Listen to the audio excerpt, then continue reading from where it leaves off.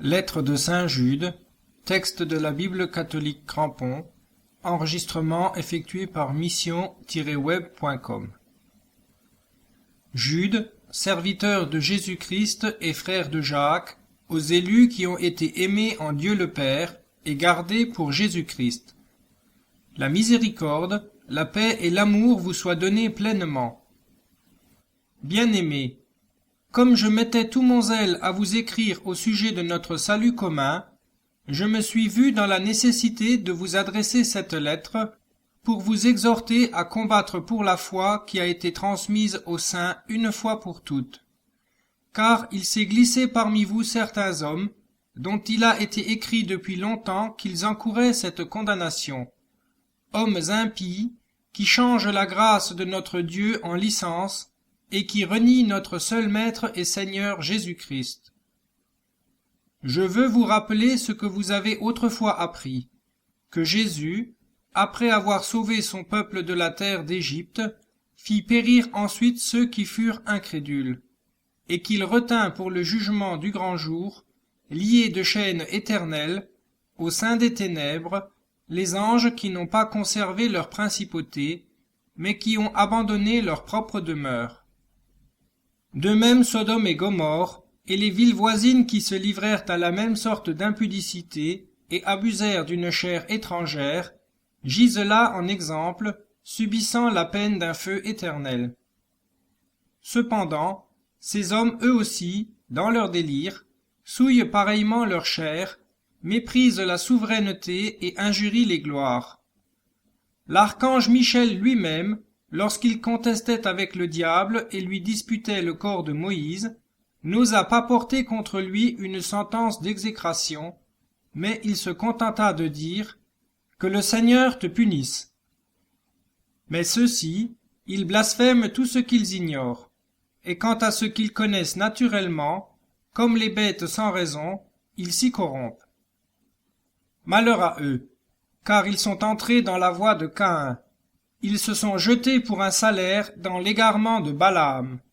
Ils se sont perdus par la révolte de Corée. Ils sont des écueils dans vos agapes, où ils font impudemment bonne chère, ne songeant qu'à se repaître eux-mêmes. Nuées sans eau, emportés au hasard par les vents. Arbres d'automne sans fruits, 2 fois morts, déracinés. Vagues furieuses de la mer, jetant l'écume de leur honte. Astres errants, auxquels d'épaisses ténèbres sont réservées pour l'éternité. C'est d'eux aussi qu'Enoch, le 7e patriarche depuis Adam, a prophétisé en ces termes. Voici que le Seigneur est venu avec la multitude innombrable de ses saints, pour exécuter son jugement sur tous, et convaincre tous les impies de toutes les œuvres d'impiété qu'ils ont commises, et de toutes les paroles criminelles que pécheurs impies ont proférées contre lui. Ce sont des gens qui murmurent et se plaignent sans cesse de leur sort, qui vivent au gré de leur convoitise, ont la bouche remplie de paroles pompeuses, et qui par intérêt se font admirateurs d'autrui. Pour vous, bien-aimés, souvenez-vous de ce qui vous a été annoncé d'avance par les apôtres de notre Seigneur Jésus-Christ.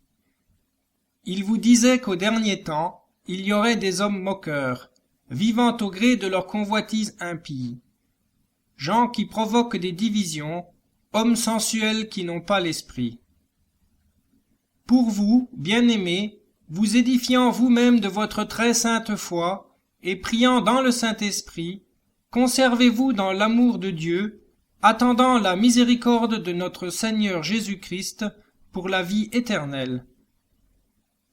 Il en est qu'il faut confondre comme déjà séparés de vous. D'autres, sauvez-les en les arrachant au feu.